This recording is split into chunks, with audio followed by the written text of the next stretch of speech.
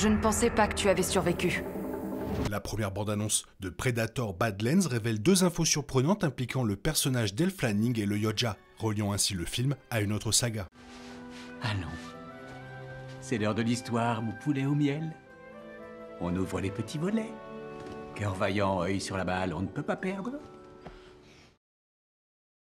Après le succès de Prey, la franchise de science-fiction revient avec un nouveau film se déroulant dans un futur lointain avec un Yoja comme protagoniste. Les détails de l'histoire du film restent assez flous, si ce n'est qu'il suit un jeune Yoja chargé d'éliminer un ennemi. Avec la sortie de la première bande-annonce de Predator Badlands, un premier aperçu du projet du réalisateur Dan Trachtenberg est désormais clair. Les images montrent un décor futuriste et une perspective inédite sur le personnage principal, avec les Yoja s'entraînant pour la chasse et en pleine action. Toutefois, le plus révélateur est l'aperçu du personnage d'Elle Fanning, qui révèle qu'elle est bien plus importante que le personnage principal humain moyen, elle est même liée à une autre franchise.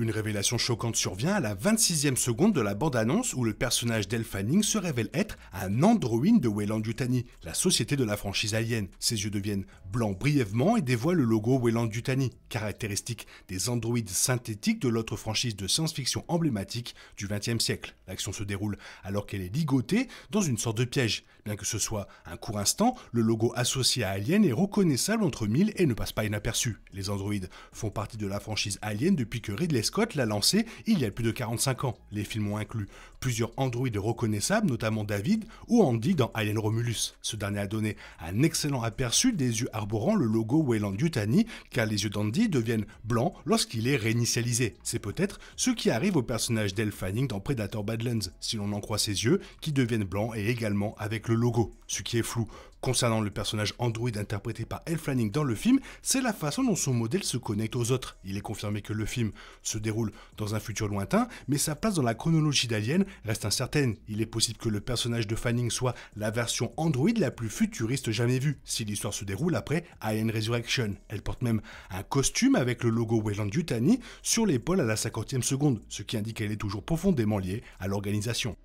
La présence d'un androïde extraterrestre dans Predator Badlands est inattendue, mais ce n'est pas totalement une surprise. Alien et Predator sont deux franchises de 20th Century Studios, anciennement 20th Century Fox. Bien qu'elles existaient chacune de leur côté pendant des décennies, le studio les a réunies en 2024 avec Alien vs Predator. Un seul crossover n'a pas suffi, ce qui a conduit à Alien vs Predator Requiem en 2007. Ces films se concentrent principalement sur les interactions entre les Yoja et les xénomorphes, plutôt que sur les androïdes dont Weyland-Yutani était les pionniers. Si l'histoire entre Alien et Predator permet de mieux comprendre le personnage d'Elle Fanning dans Predator Badlands, elle n'explique pas totalement pourquoi un androïde rencontre un Yoja de cette façon. Il est possible que la planète sur laquelle se déroule Predator Badlands soit celle colonisée par Weyland-Yutani. À un moment de la bande-annonce, on voit un camion accidenté portant le logo Weyland-Yutani. Cela suggère que les liens entre les deux franchises dans Predator Badlands vont au-delà du personnage Android de Fanning.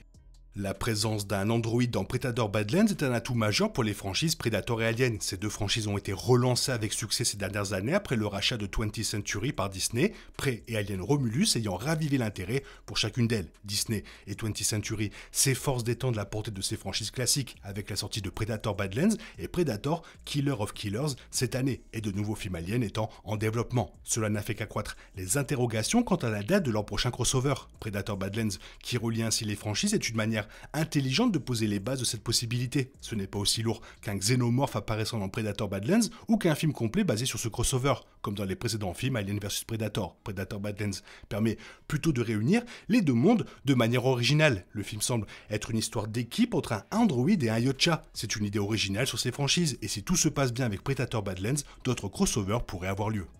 Elle Fanning est la seule actrice sous une forme humaine android dans le film. Le héros semble donc bien être le jeune Predator. Les cinéphiles doivent pouvoir distinguer ce nouveau personnage du tueur menaçant et musclé qu'ils ont l'habitude de craindre, et modifier son apparence est un bon moyen d'y parvenir. C'est une astuce psychologique assez courante pour que le public se reconnaisse dans un héros, quel que soit le genre, et donner au Predator une apparence proche de celle d'un humain est un moyen facile de concrétiser ce concept. Il est clair que l'apparence plus humaine du Predator est conçue pour faciliter l'identification du public. Pour la première fois, le public est censé encourager le Yoja en tant que protagoniste, plutôt qu'en tant qu'allié de circonstance ou en tant que méchant absolu. Bien que l'intrigue reste floue, d'après les informations recueillies, on peut déduire que le Yoja de Badlands est un paria lors de sa première chasse, ce qui déterminera son statut au sein de la société Yoja. Il pourrait aussi être une création de Weyland-Yutani. Bref, le film nous en dira plus.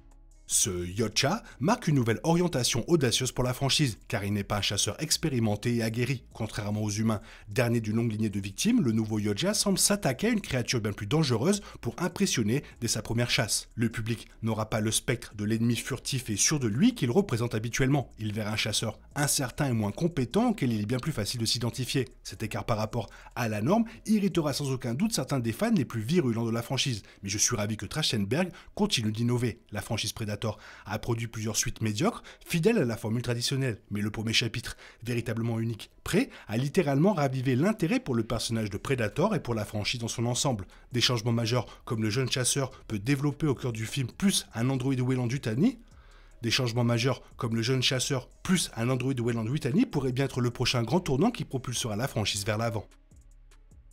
Bref, je me dis que le Yotcha, c'est une création de Weyland-Yutani et la planète a été attaquée par des autres Yotcha. Et du coup, c'est un gros bordel. Toi, qu'est-ce que tu en penses? Fais-moi part de ton avis dans la zone commentaire. Sinon, comme d'habitude, attention, il est furtif, il va te niaquer. Bye bye, bisous.